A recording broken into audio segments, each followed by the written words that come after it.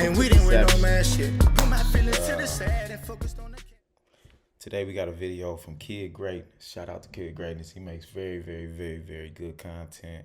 Seems like a cool dude. He's out there in Kenya. He's from America, but he's relocated to Kenya. He's a world traveler and all that, but he interviewing a dude named Austin Holloman.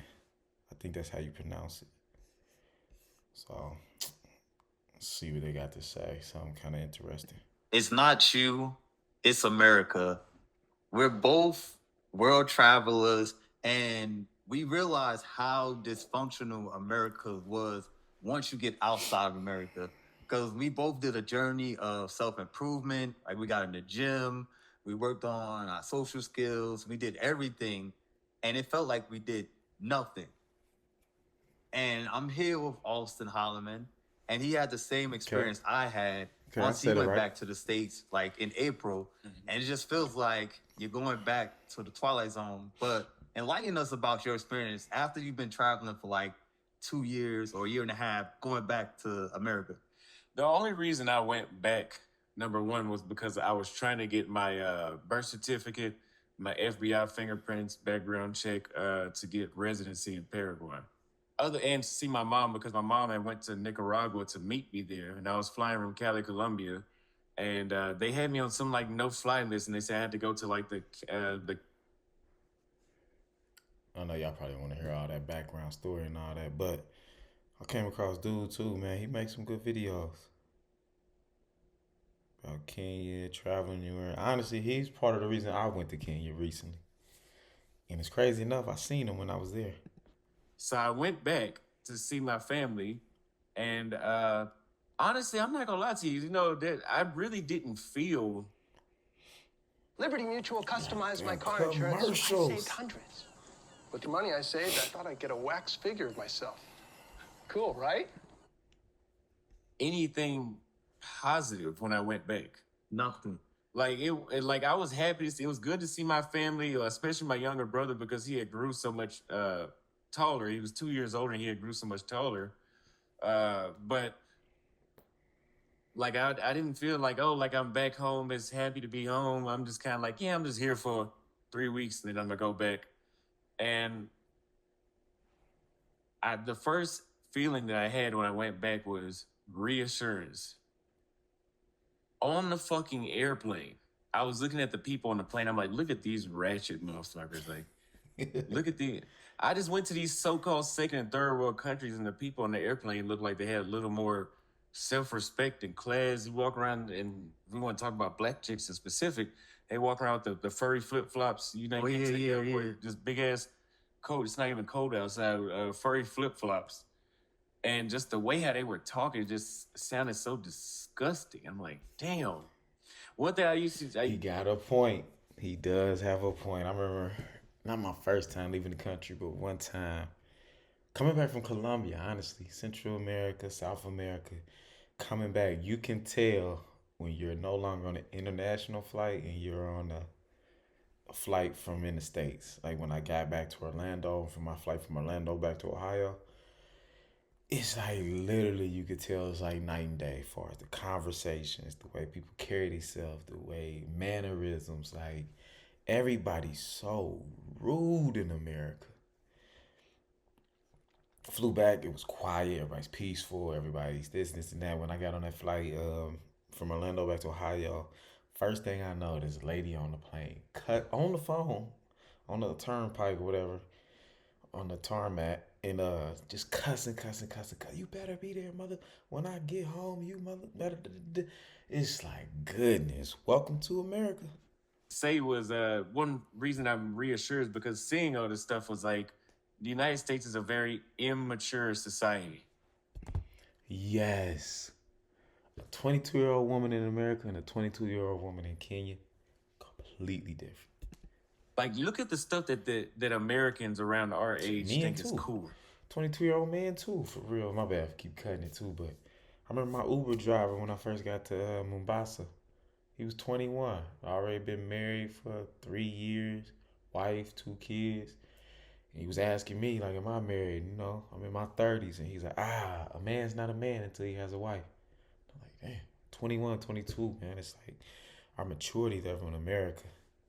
Like the stuff. So when I ran into a chick here recently in Nairobi, it's not too common, but I ran into one recently, and she was obsessed with like that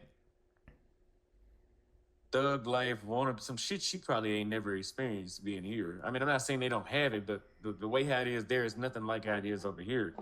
But she was just obsessed with that, just Like drill shit. Like that was thrilling to her. I'm like, yeah, like stay the hell away from me, because I remember when I was in the States, it felt like I had to be somebody who I wasn't. So when I come to Kenya here, I always say this: if tell an American chick that you're a chemist and you get ghosted, you tell anybody else around the world, they get wet when they hear that, and they pursue you. If you say, "Oh, I'm a chemist," like in the United States, they look at either you're an athlete, a rapper, or some illegal scammer, or drug dealer. Trapper. Yeah, and that's what get through. Outside of that, got a point. Every other culture values intelligence a little higher than we do. We value athletics, fashion. What we call talent is different than what they call talent. I remember telling chicks, bro, I was making like $2,500 a week, couldn't hear.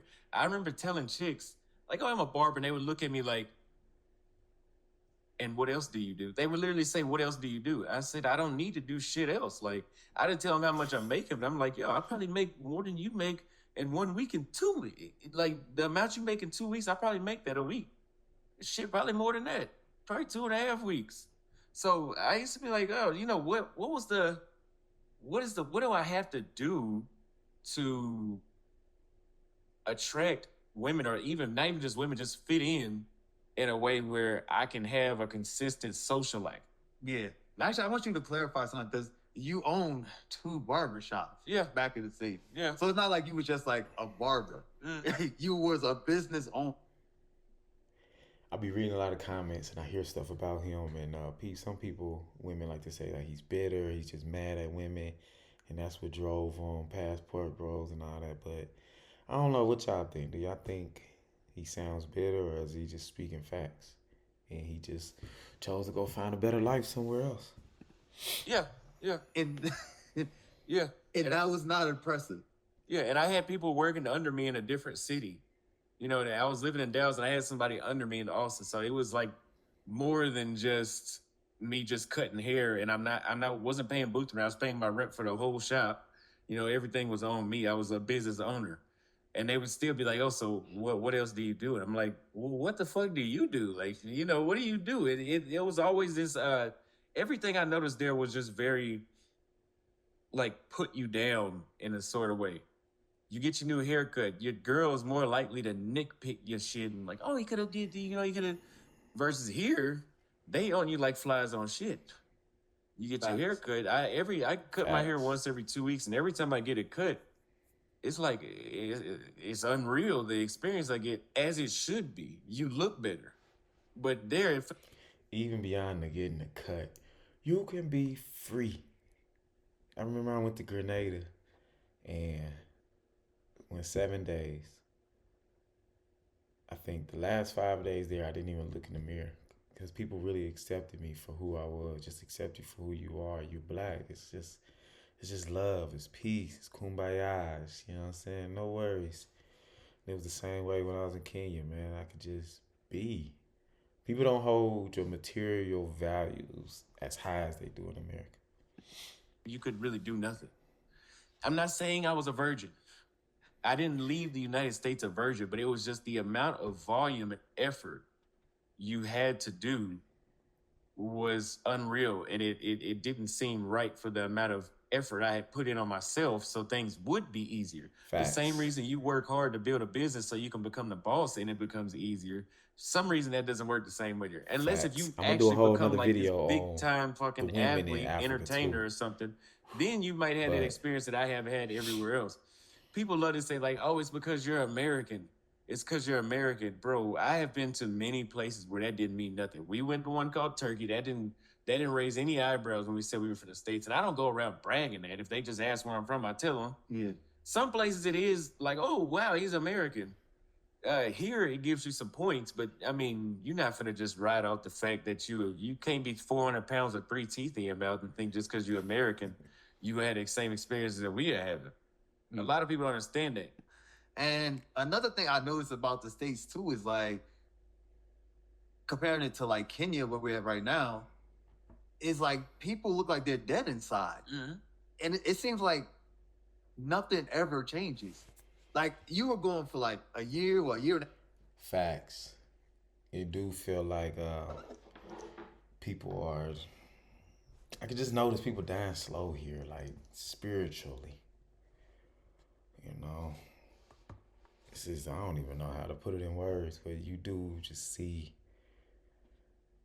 The cliche is they say travel out the country, you start learning a lot and experiencing other cultures and just like this magical thing. But I'm gonna honestly say it's not a cliche, it's true, man. I have a new outlook on life now.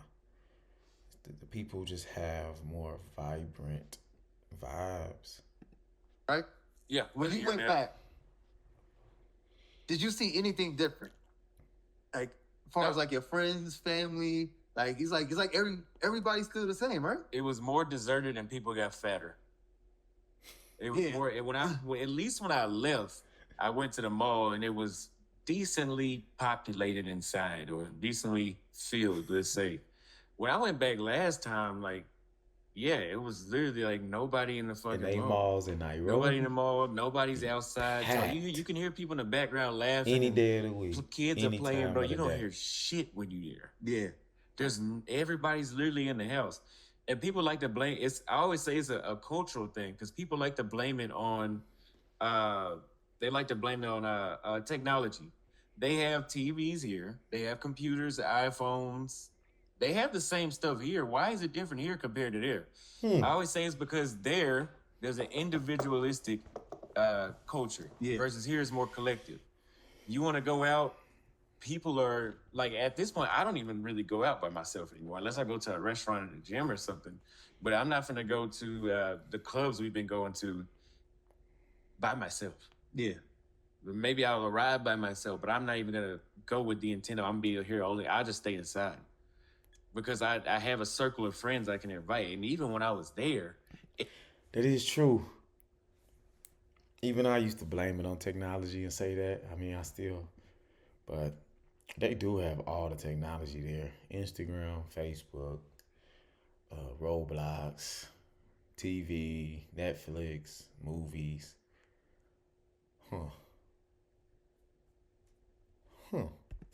everybody has to work, or it's so expensive they don't even have the money to go out. $25 a drink. I think that's the one right there. Everybody has to work here. Over there, they chilling. I still ain't got a grasp of how they able to chill and still be cool and not stress it, but they be chilling. Like over here, yes, you have to work 2, 3, 4 jobs. And don't get me wrong though, I did meet a lot of people. I spoke to women and everything that do work jobs, but it's not OD. It's just $25 a drink.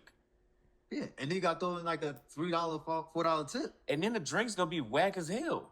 Yeah, The drinks are gonna be, bro. When I was drinking, I had to only take shots when I went out to bars. If I wanted to get a drink, let's say a caipirinha, I had to get 3. Man, I ain't gonna put the whole interview on there, man, because it is 43 minutes. But y'all should check it out, man. Especially to the fellas out here that I want a perspective on what it's like to be in other places, in other countries. And Kenya was beautiful, though. Definitely will be back to Kenya. Definitely thinking about moving to Kenya. It was beautiful, man. But what's your perception? What you think? For those of people that haven't been out the country, does interviews like this make you want to go? And for those that you have been, is he telling the truth?